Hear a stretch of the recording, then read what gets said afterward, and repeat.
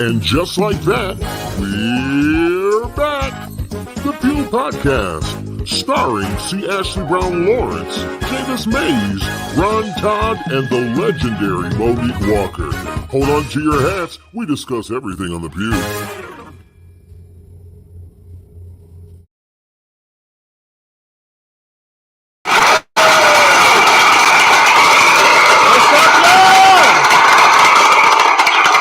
Welcome to the Pew. We are so excited to be here on another Tuesday with y'all. Listen, we got an exciting show for you, Javis. I'm excited. How about you? I'm excited. I'm ready. I'm always excited every Tuesday. I really am. And we definitely got to give a shout out to everybody that's coming in right now. We love y'all. Y'all are amazing. I tell you, we have the best supporters here on the Pew. Yes, we do. And I know usually we would say y'all comments as you come in, but listen, today we're not gonna do that, but we want y'all to know that we so love y'all. We're so thankful for you. Kevin Moore, we see you. Renee Rogers, we see you. Aaliyah, all our regulars, we see y'all coming in. We love y'all so much. Thank you for doing this. Just do us a favor. As you're coming on, I need you to like and share this broadcast. Let somebody know that we're here, we're on. And I know you just see the fellas right now, but don't worry. Monique will be here tonight. She'll join us shortly. Ashley is actually out today. Ashley is recording. We know that she's putting the finishing touches on her album. And those of us who've been involved in those type of processes, we understand that it's crunch time. It's crunch time right now. And so she's getting it done. And so we love her and we're praying with her. And we know this, it's already a success. We're not even going to say it's going to be a success. It's already successful. Like Ashley's project is major already. Absolutely. I was there. So I know what you all are about to experience. Trust. You know firsthand. See. Firsthand.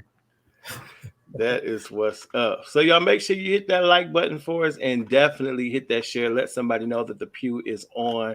And share.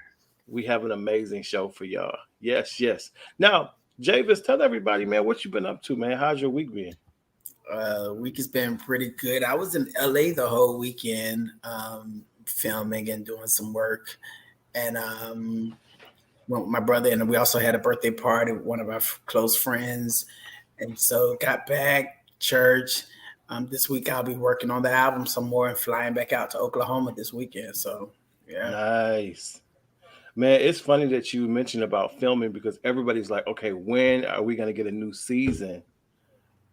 They want to know. They love the reality show, man. They want to know when they're going to get a new season. Well, we are finishing up season 3. So it's coming soon. Yeah. Yeah, they can't wait to see you. And I'm getting into this picture here. Look at this. Ladies, y'all ready? Y'all ready for a new season? Look, they're giving it to y'all. It's coming. You know what, Javis? Are you going to grow your hair back out? I am. Oh, you working on it? Working on it now. It's growing out right now, guys. Yeah. Yeah, I love that look. That's dope. Yeah. Super dope. Yeah, I'm letting it grow back. Well, man, I can't wait. I'm a fan. I cannot wait. The show is absolutely it's gonna be good. It's gonna be good. We decided to put a trip in this time, so it's gonna really be good. Nice. Yeah. So I love that. I hope you all enjoy it. I think you will. It's some drama as always. These Mays brothers, they know how to bring the drama, but at the same time, we love each other dearly. So we always find out. I love how real you are. A lot of times reality shows can be super, super scripted to the point where, people don't feel like they really know who these people are. Like you're literally playing a character. But I feel like you guys give the real. Like who you are on the show is who you are every day. Yeah, I mean, it's easy for us to be real because we're brothers, so it's Jarvis and I, then my younger brother, Brandon. So, I mean, we are a family. We have real issues, we have real circumstances that take place, situations.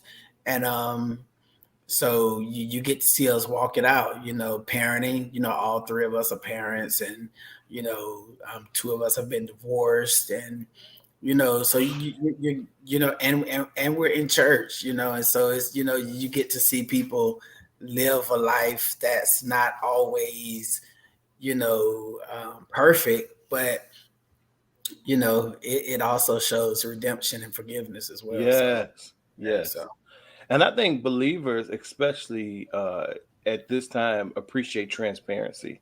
They don't want to see fake. They don't want to see phony. They don't want yeah, to see people who act like they never get mad. They never get angry. Nothing upsets them.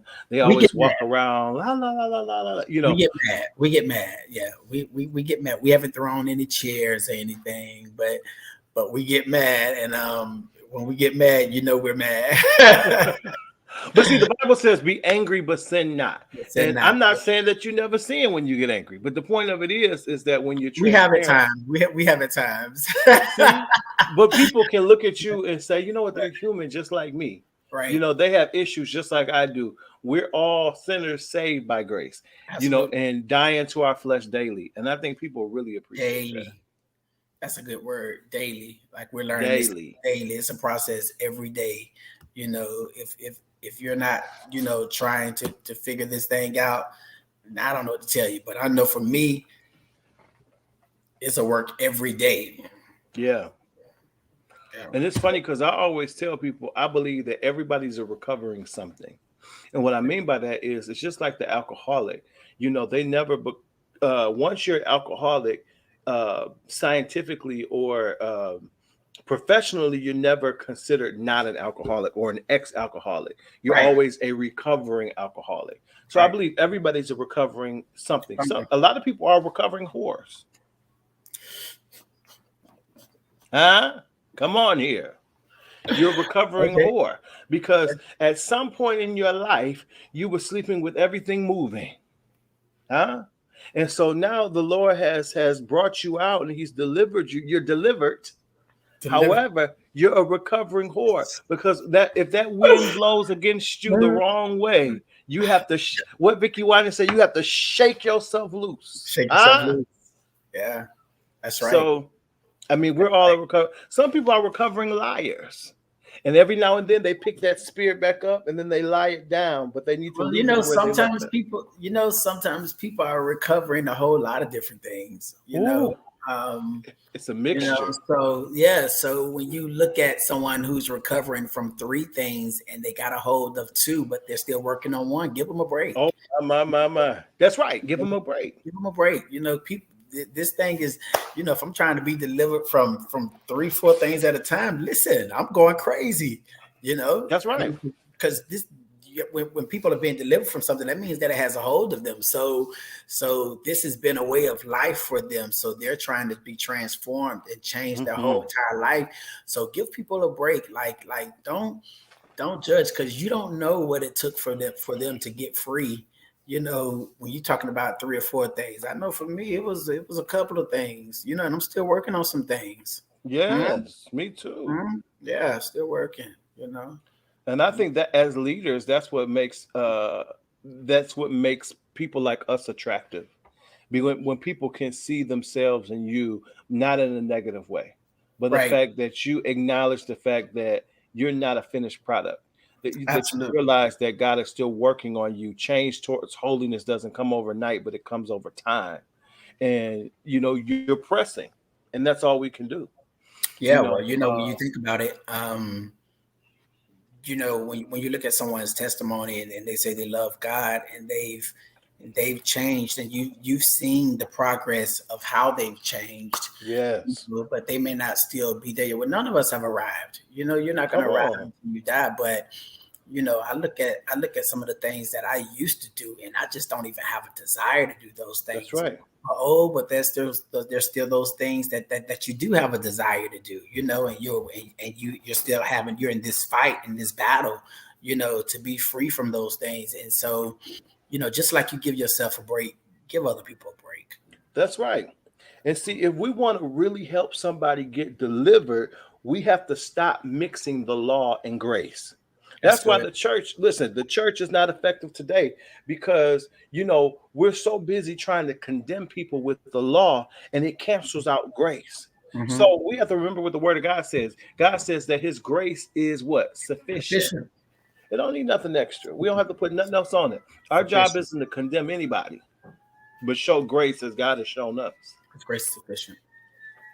Yeah. So Man, so I'm excited about the new season. Listen, so this Saturday, we've been talking about the play last week. We had a couple people on from the play. This Saturday, it goes down in Battle Creek, Michigan. Listen, Wow. if you can, I wish I could be there. I wish you could too. But listen, man, we got some more stuff coming up. Don't worry. But if you can fly in, if you can, those of you guys who are in Detroit, it's just a few hours away. If you can drive up, do it. It's worth it. I'm telling you, seasons change. It's a story of faith, family, and forgiveness. You know, this story, it really does take you on a roller coaster ride of emotions. It'll keep you on the edge of your seat, truly. Those of you guys who have dealt with domestic violence, you know someone who's dealt with domestic violence or anything of that nature, this story will definitely be something that you can relate to. I think everybody should see it. It's for all ages. It's at the Kellogg Auditorium in Battle Creek, 50 West Van Buren. You can get your tickets there, or just inbox me if you want tickets. I'll make sure that you get them. It's going to be a great show. We have a 3 p.m. matinee show and a 7 p.m. So try to make one of them, and I believe it's going to be awesome. I'm super excited about it. But man, so just as excited as I am about that, I am always excited about this part of the show. Y'all already know what it is. I know some of y'all think it's Ask the Pew. We ain't there yet. See, y'all was waiting for Ask the Pew already. We ain't there yet. No, but it's time for Hot Topics. Let's do it. Come on, let's do it.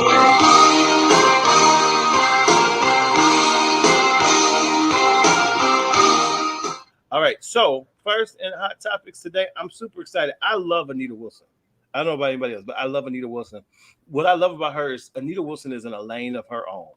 She's not trying to be like nobody. She's not trying to sound like anybody. I fell in love with her when she was singing with the Tri-City Singers years ago, doing little leads here and there with Donald Lawrence.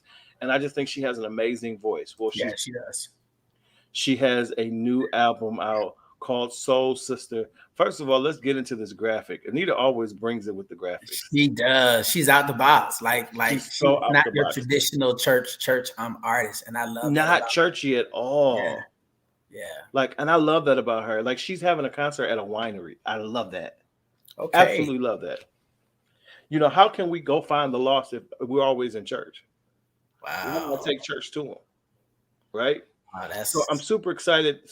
Soul Sister is actually out now. Listen, this is what we do as artists. We support each other. That's right. We have new music out. You know, we pump it just like it's our own. I think it's an amazing project. I've gotten it, but I want to share with you guys. She has her first single from the record. It's called "I'm Still Alive." Let's check it out. Bob your head. Feel good. Giving honor to God, who's the head of my life. I wonder if you mind if I testify. I came to tell you that I survived. The Lord is my life, y'all, and I don't have a reason to fear. Hit me with your best shot, give it all you got, and I'll still be standing here. You may think you know, but you don't really know how far I've come. Done. All in control. I'll be all right. I'm telling everywhere that I go. I'm still alive. Let this moment pass me by. Another chance to get it right. I'm still alive. I'm still alive. Yeah. That's right. I'm so glad to say I survived. Yeah. Have you ever been sick? Just put one memory on your mind. When the situation was fixed, he gave you the power. You will never be defeated. You shall live and not die. There's work to be completed. Yeah.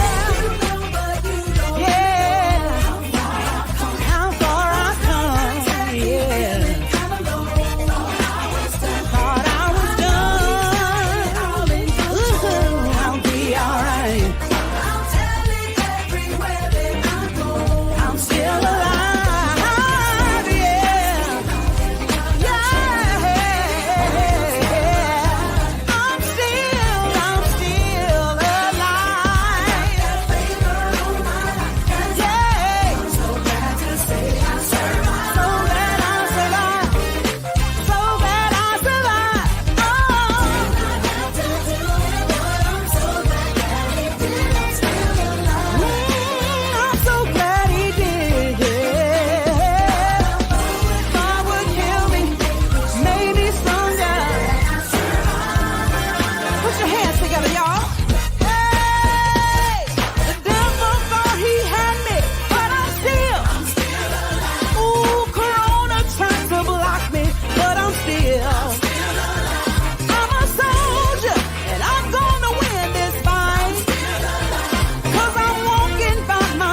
living not by sight. I'm alive, I am alive. And I came here just to tell y'all that I survived. Oh, I am a living testimony. I won't be defeated 'cause I know that God is for me. I feel like dancing. Woo! Good God. Every time I think about it, makes me wanna holler.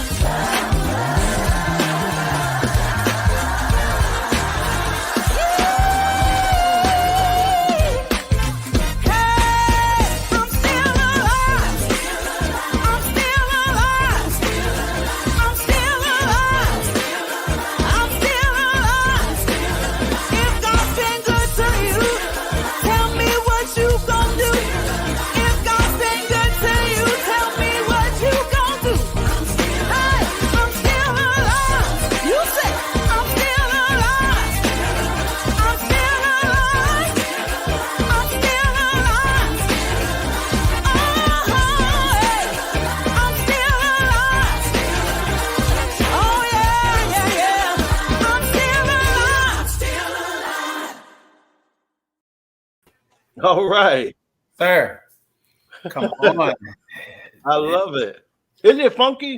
Nita gives you a groove every time. Though. I mean, Every time. I mean- Good God. Da-da-da-da. Yeah. Da-da-da. even the way Oh, she man.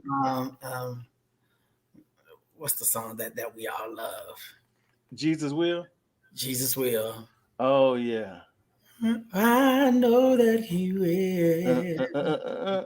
Yeah, it's Yeah. always a groove. Jesus will. You know, one of my favorites by her is I've seen it work. Dun, Mhm.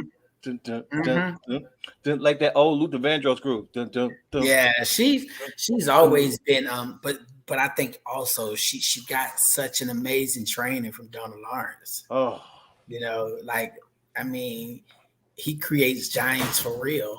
You know, doesn't get any better than that. If Yeah, you're gonna have a trainer.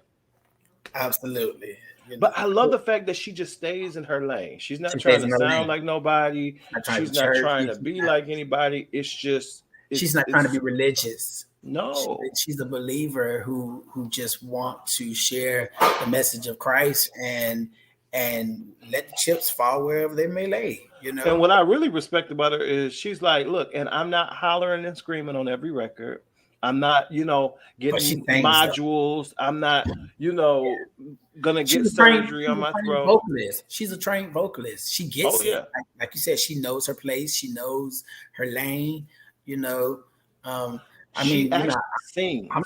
I'm not gonna do all that hollering and stuff either. I'm just not gonna. Listen, a lot of the stuff that we do in gospel music is not singing. We holler, we squall and holler and scream, and Well, it really takes a toll on our voices over the years. But at 40 now, I'm starting to find my voice. Mm. And so I think it's one thing when you learn how to study a song and you learn placement, because you don't have to kill a song the entire time, but you can Right. find areas to fill in, to hit hard, and then come back out, and let the song breathe, So it's about placement and about using wisdom. I think it's pacing yourself too. I mean, you got a whole concert to do. You're gonna come out giving everything you got on the first song. You're gonna die Right. for the rest of the concert. Like that song that I sent you last week is that song is pretty high, Oh yeah. Oh, Oh, I know. No, I was trying to sing with it. I'm like, oh, Davis, yeah, but we're up there on this record. My God. we are. But I felt good even afterwards, Yeah. It's like, okay, this is, but yeah, man, I'm excited about this new album. I am. And so I've been listening. I've been studying everybody's albums lately, just listening and getting ideas, and I'm ready to put some music out there now. That's what I appreciate about you too, Javis. Like when I hear a Javis Mays record, I know right off the bat. I'm not listening like, oh, is this Ty Gilbert? Like, wait, who? Jeffrey Golden. Like, I know it's you. I know. You have a Yeah. signature sound that you continue to recreate. And what I mean by that is every time I hear a new record, it doesn't sound like the last one. So I'm not like, oh, like it's a signature sound, but it's getting redundant. It's always Yeah. fresh, it's always new, it's always recreated. But at the same time, it's undeniably you. It's really cool, actually. It's just Well, that's what I wanted to be. I wanted to always be a Javis that is growing, but I don't want it to be somebody else. I wanted to be a Javis that yeah, is evolving, trying new musicians, trying new producers, stretching myself, even when I don't feel comfortable. Sitting with the song and living with it for a minute so that you can actually, execute, but definitely not trying to be who I'm not or trying to be something else. I'm not Tetra Bed. I'm not. yeah, I'm not Todd Delaney. I can sing most of their stuff, but I'm not them. And yeah. so And yeah. it's like it's okay. It's okay. I Oh, it's remember real. Absolutely. I remember growing up. I mean, when you're going to school with, a lot of really great singers. I went to high school with, Justin Brooks and Tasha Lockhart and, the whole Page family. And Yeah. Brienne Hammond was a lot younger, but she was a freshman, I believe, when I was in The precious upperclassmen. real. The precious real. But could just sing their faces off. And I remember talking to Pastor Lisa Brooks, and I said, I get really discouraged because I can't do some of the things that they do. And she gave me the best advice ever. She said, listen, she said, don't try to do what other people do. She said, you do what God gave you, perfect it, and do it well every Yeah. time. Yeah. I've never forgotten that. I've never Yeah. forgotten that. Jay Moss gave me some good advice years ago too. He said, "There's already a me. There's already a Donnie. There's already a Smokey." He said, "So when you come, make sure that it's Ron Todd. It's Yeah. undeniably Ron Todd." He Absolutely. said, "Because if you come like anybody else, then it's like a carbon copy, and it won't be as successful because it's not filling a void basically." And so I'm like, wow. And so that's what I appreciate about you. You fill a void in the industry. You're necessary, Javis. I appreciate that, Ryan. Yeah, I do you're appreciate necessary. that. And what you said is absolutely true. You have to be really careful to guard your heart. Mm, Because you'll see a crowd gravitate to certain things and then yeah, you'll want to try and be that. And never forget that like you said, that you're necessary, you're needed, and there are still a people that will love you. for Just be you. your authentic self. Yeah. You know, um, and so I've not changed much. I've evolved, but I haven't changed. I am who I am. I'm a church boy and I love Jesus, and that's Yeah. what I'm gonna give you when I get on stage. Period. But man, I've struggled for years and still struggle with the tone of my voice. It's Okay. always been so irritating to me. Um, And so oftentimes I would listen to other people and compare and say, their tone sounds so much clearer or cleaner than mine. Mine sounds so nasally and it's just this You think very so? northern. I do. I hate it. Oh my gosh, I hate it. So many people are like, oh my gosh, you have a beautiful tone, but I don't think so. And so I'm challenged with it all the time. So one I've learned how to be okay with who I am. It's like it is what it is. Like this is me, this is what I do, this is what I bring to the table. You Why are know, you saying down? What are you talking about? no, no, That's I don't think so. one of those. I get it, but I get that. I get the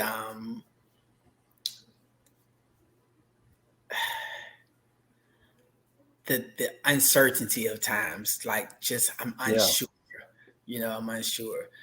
Which is why I tell people that you know, you have to rehearse presence so that when you get into the room, you can think the song because presence should already be on you, Yeah. so you're not trying to create two different things. Why, Hmm. I like to think when I'm singing and I want to be a smart singer as much as I can. So I need to already be in a place where the anointing is on me so that when I sing, I can think and be comfortable that God is already with me, that he's going to fill the room, that he's going to do it. I don't have to save the people. God saves, God heals, God delivers. The anointing destroys the yoke. All I just need the anointing on me, and if it's on me, that's it. You know what I love about you though, Javis, that to me it's old school because I used to hear people actually train this, but you give a good vocal on your records, but live you always extend. It's amazing how live you do things that you don't do on the record. God uses you even more in a more amazing way, and I appreciate that because a lot of times people sing one way on the record and then they can't do it live, and or they do it one way on the record and it's not as polished live. Whereas you always go beyond what you do on the record live. Well, I think that that once I get live and once I warm up and I feel the room, I go after the room. It's like I'm going after the room, and God is also probably dealing with me prophetically while I'm singing and ministering. So, it's totally different than the studio. It's totally different than a live recording where you're kind of scheduled to do it this way and be done with it because you've already worked out the schedule of the song. But when you're in a live concert or worship service, it's like whatever God want to do, so that go for broke. I'm not even caring as much about if I have every note more than I care about is the song reaching the soul. Yeah. So, yeah. You know what's amazing is have you ever felt like in the studio that you like there are things that you can do live, or and maybe it's because you're in the presence of the Lord or in a different level, whereas in the studio sometimes there's so many mechanical things happening, and we're stopping and going and trying to make sure that things are right. But live, it's amazing how God can use you extraordinarily versus sometimes in the studio you can feel boxed in. Have you ever had that experience? Boxed in. I hate the studio. I mean, I'm learning to execute more and better in the studio, but I absolutely hate being in the studio because I like to worship when I'm singing, especially when I'm singing worship songs or I love presence, so background singers and audience giving feedback like that pushes me, So yeah, I totally understand that. I hate the studio, but I'm learning to, I wouldn't say love it, but I'm learning to build a partnership with it because I need it, So it's technique, it's learning it. But I would say give yourself at least 30, 45 minutes to warm up before you even get into the studio. So my studio is about 45 minutes from the house. So I'll kind of hum and sing all the way there. Kind of get me ready. Yeah, get me ready because I'm ready to stretch once I get in, and I don't like to waste money. So because time is money, huh? Time is money. But the other thing is, I think for those who are aspiring to sing and want to begin recording and stuff like that, buy some time just to go to the studio and practice. And I say that because what you don't know is that how you sing just out in your shower or around the house is a totally different effect than when you have headphones on and you're singing on that. And I remember my first experience at 13 years old, being in the studio, especially even at 13, I did little runs and stuff, but it's challenging especially if you're not cued right. If they got that reverb too high, so you have to get used to being able to tell the engineer, can you turn that down a little bit? Turn it down some, Give it a little bit more. Sometimes you can be singing, you're behind the tempo because of the way it's coming through. I mean, there's a lot of little things that you learn from experience, but you'll get in the studio for the first time and you'll be in there for 2 hours just trying. With something that your life out, and the clock is running. It should be taking 20 minutes to do. Yeah. And the clock is running. Listen, they don't say, no, let's get these kids. No, the clock starts when you get in the booth. So you need to go pay for about an hour just so you can go in there and practice and listen to yourself sing on that mic. They'd be like, you booked 8 to 10, so you walked in at 8:05. It's like, listen, we started at 8:00.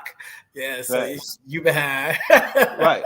And this ain't my first rodeo. We're not writing nothing. Listen, when I get there, I already have my words there. I've already sang it. I'm ready to go. Come on, let's go. Let's hit it. Absolutely. Because it's like they be trying to drag that time out. Listen, I have my little warm water with me. I'm like, all right, now. But I already have my water, thanks. I don't need anything. I'm good. Listen, brother. Like, okay, I hear y'all doing a whole lot of talking over there. This clock is running. Like, yes.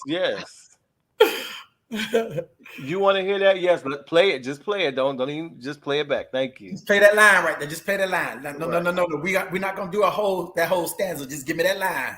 Exactly. Yes. I'm the punch king. We're gonna just punch right there. Punch me in. Please punch me in. Oh my gosh. Do you want to stack that? Yes. Let's go. Give me 3 of those on top of that. Right. Well, you were a little under on that note. We'll fix it. No, I'm joking. Pull that note up. You know what to do. Stop playing with me.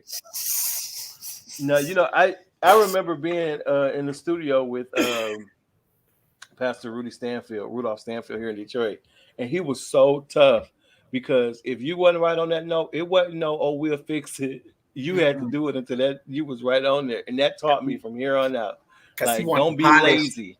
Yeah, you want the polish to be good, and it's difficult when you're trying to change a note, then polish it up, and after a while it starts to sound unauthentic, Yeah. So and it's really lazy. You know how to breathe and get on top of it. You know what I'm saying? It's laziness, but if you don't warm up, like, the studio will wear you out though. Oh yeah. Because a lot of times people will hear a song that's done in the studio, and by the time you get the finished product, that person has sung that song 5 times and chopped it up. Oh yeah.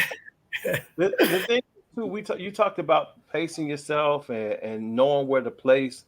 My old high school music teacher that I learned so much from. I had like 3 choir classes. That's why I had a GPA, because of those A's in those choir classes. But anyways, it brought the C's up, huh? Get into a 3-point something. But no, he taught me, he said, always sing musically. Shout out to Tim Shaner. He said, always sing musically. When you sing a song, take your listener on the journey. Everything isn't piano or soft. Everything isn't forte or loud. He said, but your song should always do this. It should always climax. And I've never forgot that. So I don't start off a song blaring and giving it my max. But take your time. Pace yourself. Don't come in too hard. Give it somewhere to go. It's the journey. It's like I'm taking you on a journey with me, and we're starting here. But by the time we finish, baby, we're gonna be here. You ever heard somebody doing a solo and they start off, yes? It's like, where you going? Be good to me. I mean, where are you gonna go? And you gave me all your power on that very first note. Well, the only person that can really do that is Karen Clark Sheard. See, she did that on I Won't Complain for FAMU's Gospel Choir when they released that album. She started, God, she's been good to me. See, she started like that, but that's Karen, because she's still getting ready to go somewhere else. Because she got somewhere to go. There's beyond even that star. Absolutely. So, but yeah, if I started there, I would be done after the first sentence. Like, okay, I'm done. No, see, I have to start whispering like Janet Jackson. I've had some good days. Let me give myself somewhere to go. I've had some good days. Right, real airy like the wine is. Like real airy. Listen, I've had some weary days. I was listening to an old BBCC record. I used to think it was just CC who had great air. BB gave you wonderful airy notes. Oh, you'll take me higher. Show me. Oh my God. They were just, they were taking us to school. Listen, but they were teaching a lesson on how to breathe and how to make those notes airy. Oh my gosh. Yeah. So listen, a part of Hot Topics too, man down. We lost the general yesterday. Colin Powell, General Colin Powell, who was actually our first African-American Secretary of State. National Security Advisor as well. Yes. and he was a Republican who endorsed Obama. He sat down That's with him right. one Sunday morning. He sat down with him one Sunday morning, and he endorsed him. He said he was the change that we needed, and of course, many of the Republicans stood against that change because they didn't want him to be successful as the first Black president. But he ended up getting 2 terms. But Colin Powell, I think, was definitely one of the pivotal people who actually caused Obama to be elected. Because he was such a grounded person who was nonpartisan in the way he approached politics, that he had independents, Republicans, as well as Democrats who voted for Obama simply because he said to. Yeah. The sad thing is he did pass away from COVID-19. According to his family, he was fully vaccinated. However, he was also battling. But he had melanoma. He had melanoma cancer, and being that he had cancer, that cancer, it kills your immune system. So his immune system wasn't able to fight anything, which is one of the reasons why for people who came on and saying, see, this is why, I didn't get vaccinated. You're missing the point. This had nothing to do with him. The vaccination probably didn't help him as much because he already had cancer, which is an immunodeficiency disease, so he didn't have the strength that he had. He had already been battling cancer and already was sick and ill and weak before he got vaccinated. So don't be fools. Now, I just saw that LaShawn Pace got on social media and said that God told her to tell the people not to get vaccinated. And somebody said to her, sis, have that same energy if COVID gets you. And I was like, because these social media people are crazy. But I was sitting there and I was just saying, and people was like, I believe Sean was, but these are the same people that were cussing her out when she was telling them that God told her not to wear jewelry and makeup and pants anymore. So she had just told, they were cussing her out, but they were saying, girl, you crazy, that we're not doing that. But now I've seen her with lipstick on recently. Oh, she changed now in the last 6 months. She doesn't wear that anymore. She said God told her not to do it. And I said, we need to understand the difference between God telling us and then God telling the whole world. Because sometimes God will speak to us about certain things. It's a personal conviction going on within us. Right. So maybe he told you not to take it because maybe you would have a bad reaction to it and it would kill you. You never know. Right. But you have to. But I think it's malpractice on the part of our religious leaders to tell people not to take the vaccine. Because sis, now I ain't with you on that one. Sorry. Yeah, sorry. That's again. I think I've said what I said concerning the vaccine and things of that nature because I believe the numbers don't lie. And the reason why we have the freedom that we have in the States right now is because enough people got vaccinated. Yeah. So I just think that it still has to be a personal decision. Yeah. I just think that is very irresponsible for people to use platforms to tell people not to. When you see that people are literally dying every day, family members are dying every day, with this virus, and it's like, come on. And the numbers are showing that 90% of the people that are dying are not vaccinated. So, no, sis. No. Yeah. No. I think they're coming out with the booster. I think the boosters they're gonna be giving us the booster next month, and I've already said booster me. Sign me up for the Christian Jubilee, huh? Booster me. I want to be outside. Right. Now, how are Florida numbers? Because I know they were high at one point. Catch me outside. Florida is crazy. Our governor is very irresponsible in his approach. However, I think majority of our people are vaccinated, and the hospital numbers have definitely gone down. Deaths have gone down.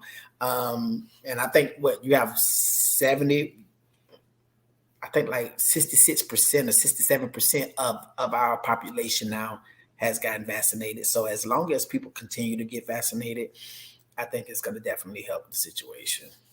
Speaking of help, we did get a chance to talk about Anita Wilson's new record, but as we know, back in July, Ricky Dillard and New G recorded a new project, and they have now released their first single from the project and video. It's called My Help.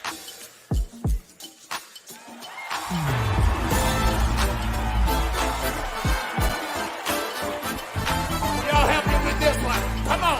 Get on your feet and help me with this one. Come on. Everybody get it up. Come on.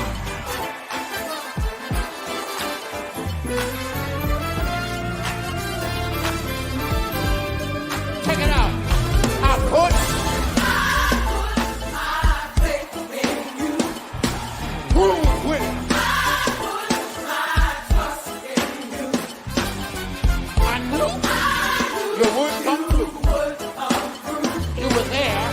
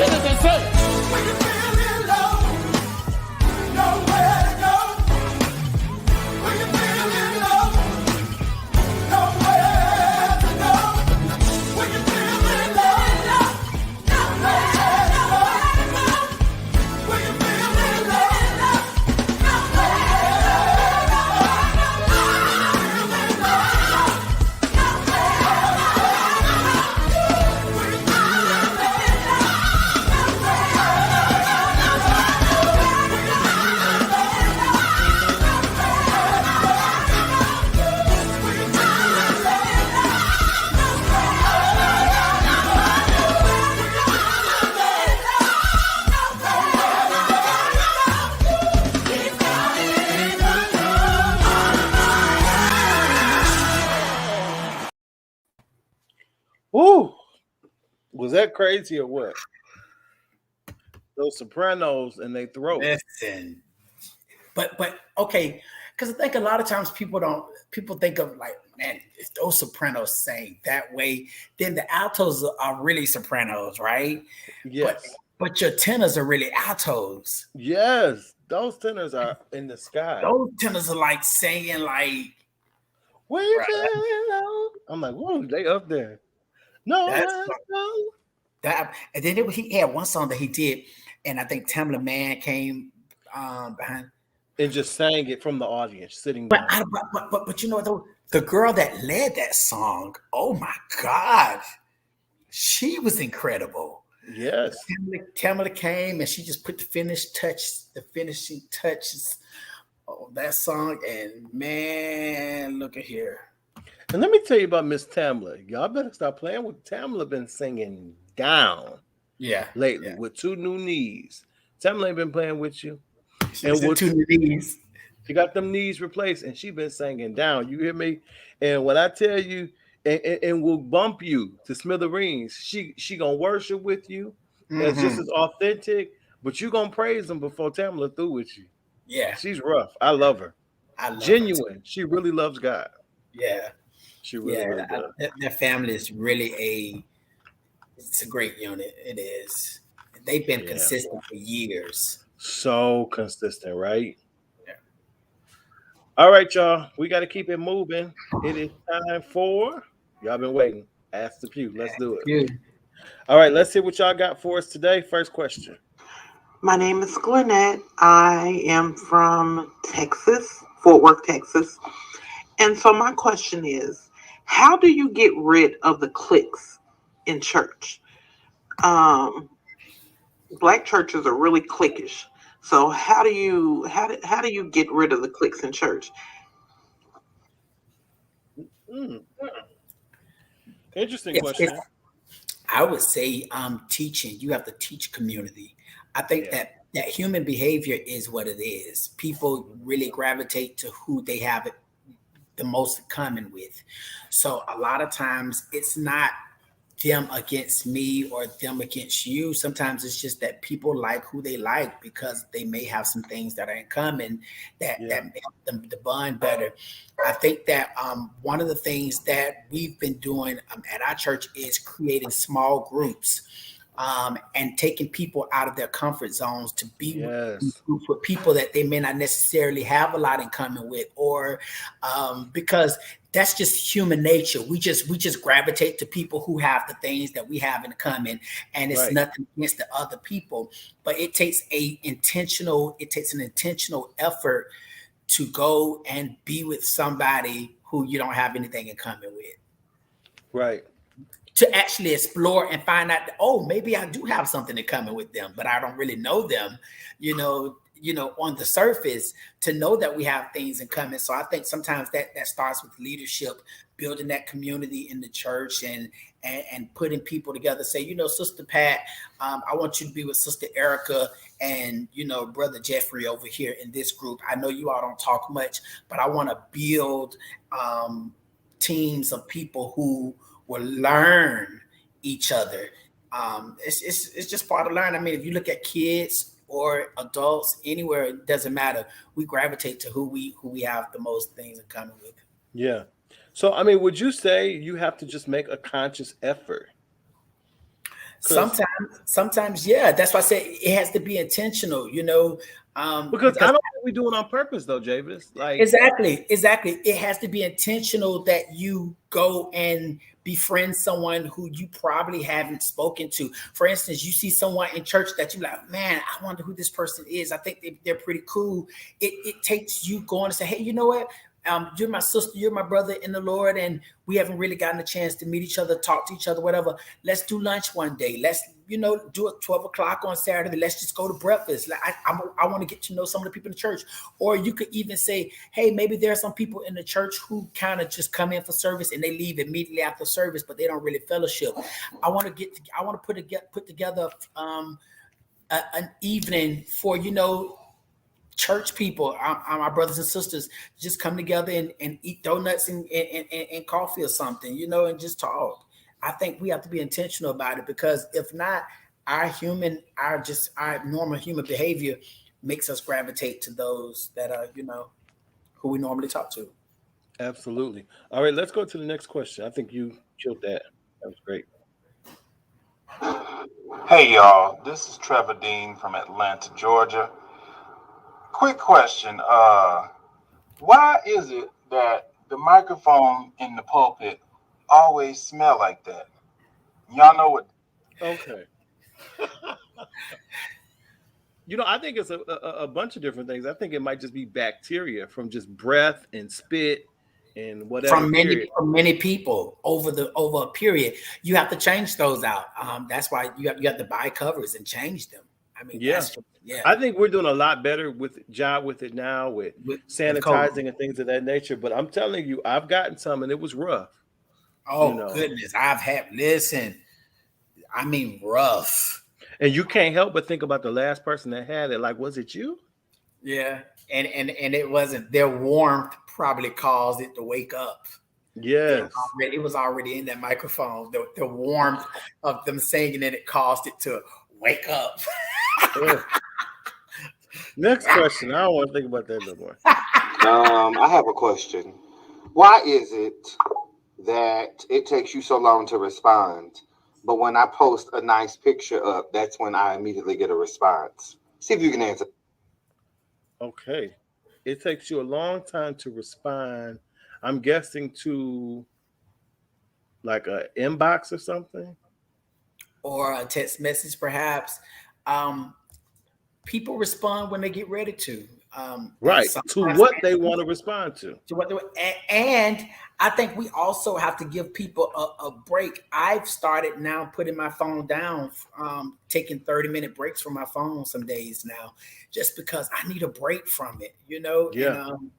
And so sometimes they may be busy. And then when you happen to post a picture, maybe they're on. But I think that we need to, for all of us, we need to be a little bit more intentional about being present when we're in company with other people. I mean, our phones are going to always go off. There's going to always be somebody texting and saying something on Instagram. I got 30-some thousand followers. My Instagram goes off all day long, so I turn my notifications off because it goes off all day long. And when you're with people who have taken their precious time to fellowship with you and be with you, be intentional about being present. Don't always be on the phone the entire time. I think it's just rude and it's bad manners. But I think you said something very key. Don't just assume because I have a social media outlet that I'm always there waiting for your little message. Because what you got to understand is just like you said, maybe when your picture posted up, I just happened to be going through my news feed and it was there. But when you sent me that message, maybe I wasn't on. And maybe they got a notification on you, so when you post, they can like it. But maybe their text messages notification is off. I'm very intentional about. I feel like people are nosy, so I turned my notifications off on social media a while back. But especially on my text messages, I get a vibration that I have text messages. So if I don't have my phone on me, or if it's on the bed or whatever, then I may not know. But I don't let my text messages come up on my screen anymore because people are nosy. Very. Yeah. So and they'll tell you so and so said. It's like, well, how do you know that? Oh, because it came on your screen. Like, yeah. What? If they wanted you to know, they would have texted you. Nosy. Well, and honestly, it's not even about hiding anything, but because I deal with mentoring, I deal with kids, I deal with, students' identification information at work. I deal with a lot of different things. I have my kids who text me crazy stuff at times. My wife texts me at times, and then I have friends and business partners that text me. Like, I don't want people in my business, That's right. Yeah, so. And that's that. Period. Last question. Here we go. Oh, it's me, Tracy. Oh, I am so glad the child is back. Oh, I've been needing y'all. So let me get to it. Listen, I had went over to my real good girlfriend house because she had invited me over. And I had told her I wasn't sure what time I was going to make it or whatever. But I figured I showed up about 3 in the afternoon. It would be cool. Honey, I got there, and the way they ranch is made, they have a little ranch house. You know, it's a cute little house, but it ain't nothing but a shell. So, like when you go to the door, they master bedroom, well, the biggest bedroom they got. It's right, the window is to the right of the door. And baby, they had the window, like the blinds was closed, but they was like cracked, and you could see right in their bedroom. And so I just looked, and baby, they was having relations. Okay. When I tell you her husband, all I saw was his fanny in the ear, and it was flopping. And my girlfriend, I didn't even realize her breast was that big. But he was tearing her up. But my problem is, ever since I saw that, I've been like, oh my gosh, I didn't know that he was that big. I didn't know he could do it like that. So I'm like, should I say something to her or to my husband? Okay. Well, first of all, I don't think you need to let them know that you was watching them doing it. And that's why people got to be careful. That's why, as men, I don't think you should go around telling your fellas how good your wife's or your girlfriend poon is. You shouldn't be doing it to a girlfriend, but you know what I'm saying. You shouldn't be telling, oh, she got some good poon, her stuff is good, it's real juicy, it stay wet. You don't need to be telling your friends that. All right. That's between you and your wife. You understand what I'm saying? Because now, you unwatched your girlfriend and her husband doing it, and now you looking at her husband totally different now. His size shouldn't even matter to you. How he was doing it to her. Now what you want him to do it to you, you out of order. You out of order. Tracy. Yeah, Tracy. Yeah, just leave it alone and Just leave it alone. Leave it alone and move on, because she may have a problem with the fact that you kept sitting there watching when you should have seen and kept it moving. You examining her breast size. You looking at how large his stuff is. You undid a whole examination. You were supposed to be ringing the doorbell. Why was you looking? Talking about it was a crack. You made sure you saw through that crack, huh? So you can get the full synopsis. Shame on you. Did she say they knew she was coming? Well, she didn't give them a time. Remember, she said that she told them she would be there sometime in the afternoon, and she thought 3:00 should be good. So they knew she was coming sometime that day. But if I was married, I'm not going. If you ain't telling me what time you're coming, married people do what they want to do, when they ready. But I mean, I'm trying to think how this house must be made, because she's saying that the largest bedroom, not the mat, with the largest bedroom is right by the front door. But my thing is, all you have, even if you saw ring the doorbell. Close the door, ring the doorbell, and go back to your car and say, I'll wait until they finish. Exactly. Yeah. And my thing is, when you run the doorbell, they probably would have stopped or said, hold on, whatever. But you sat there and watched till they finish, then you rung the doorbell, I'm sure, or not. Yeah. That's horrible. Respect your friend's privacy. Yeah. I mean, at the end of the day, since you asked, if you sit there and watch, no, do not tell her. Definitely don't tell your husband, especially expressing how you're so amazed at the performance that he was giving to your friend. Because what that told me is that there's some issues in your household that he's lacking in some areas. Right. You were so amazed. We're moving. I'm just saying, we're moving. I didn't know he was that big. We're moving. Well, what you used to dealing with, Oscar Mayer Wheaties? I don't know. Right. Okay. We're moving. All right. So, well, that's all we have for the night, guys. We hope that you guys enjoyed us. Looks like Pastor Monique did not make it, so we're praying for her. of course. But until next time, we love you for free, and we'll see you next week right here on the Pew. Yeah, good night.